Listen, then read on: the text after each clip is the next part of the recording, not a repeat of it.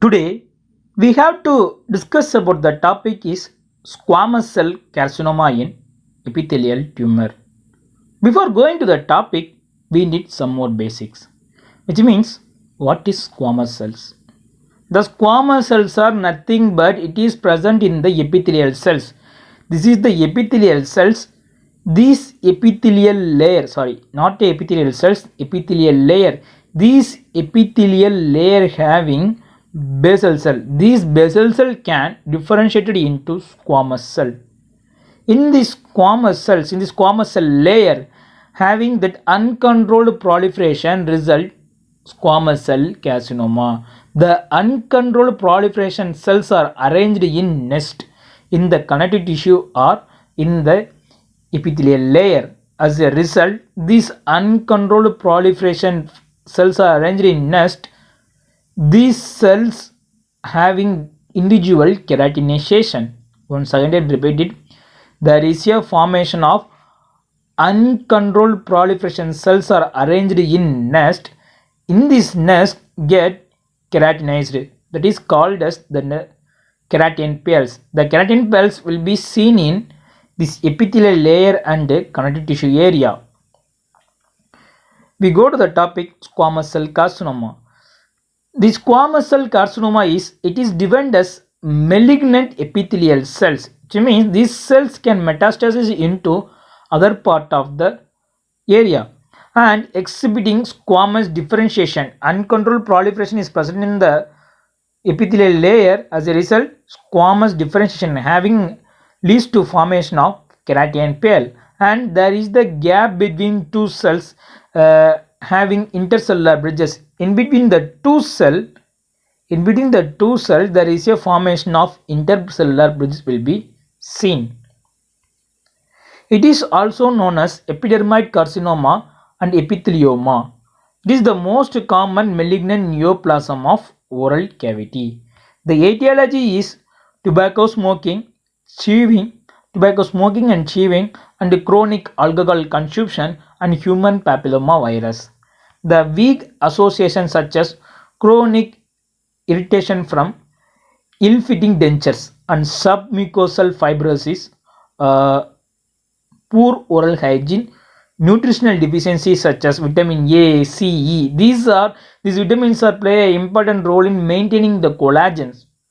As a result, there is a malform. There is a imbalance in collagen synthesis. As a result, nutritional deficiency. There is a result as a chronic ulceration leads to improper wound healing.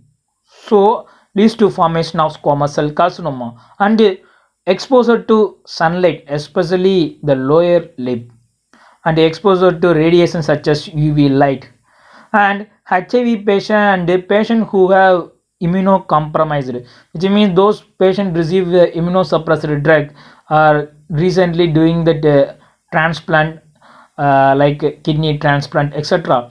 Those people are doing kidney transplant and the AIDS patient having immunosuppressed. So as a result, there is a imbalance, there is a poor immunity. As a result, this helps to grow the developing that cancer cell. Clinically, males are mostly affected and older age people are also especially affected. The tongue, lower lip, buccal mucosa, floor of the mouth, palate are affected. Lower lip is the most common site, followed by lateral border of tongue. Initially, there is a painless and asymptomatic. There is a presence of white nodule initially, and this is painless. After in advanced stage, there will be fastest enlargement of exophytic growth and invasive ulcer. There is a large tumor mass will be seen, and most commonly ulcerated and indurated margin will be seen in the squamous cell carcinoma. In histology, the tumor cells are arranged in sheet or island, and perinuclear invasion will be seen, and vascular invasion also seen, and desmoplasia angiogenesis will also occur. Due to this, tumor release several factors, several cytokinin. As a result, formation of angiogenesis will occur. And desmoplasia. The desmoplasia is nothing but fibrous tissue around the tumor, and there is a inflammatory reactions also seen. The well differentiated type, there is a presence of keratin peels in the well differentiated type, and this tumor epithelial resembles both structurally and functionally that squamous cells. The tumor cells invade the underlying tissue in the form of epithelial island. These tumor cells can invade the underlying epithelial, leads to the formation of epithelial island. Here will be the presence of tumor cells. This nest of tumor cells can invade the underlying connective tissue and formation of epithelial island, and individual cell keratinization also seen, leads to the formation of keratin peel. And these tumor cells having intercellular bridges. Here is the intercellular bridges. The intercellular bridges are also seen, and the tumor cells are large nuclei, and in cellular pleomorphism and nuclear hyperchromatism, see increase in the nuclei, large nuclei, as a result increase in the cytoplasmic ratio, which means here is the cytoplasmic ratio, the nucleus of the cytoplasmic ratio. And there is a less mitotic figure and loss of cohesion. These are the characteristic of dysplastic feature. So this is the grade 1 dysplasia. And individual cell keratinization, this keratinization are grouped together to form a keratin peel. And in moderately differentiated, there is a certain histological features are lost. As a result, there is a less resemblance to squamous cell. It is a grade 2 dysplasia. The growth rate of individual cell is more rapid. As a result, mitotic figures are high. The tumor cell do not differentiate or mature.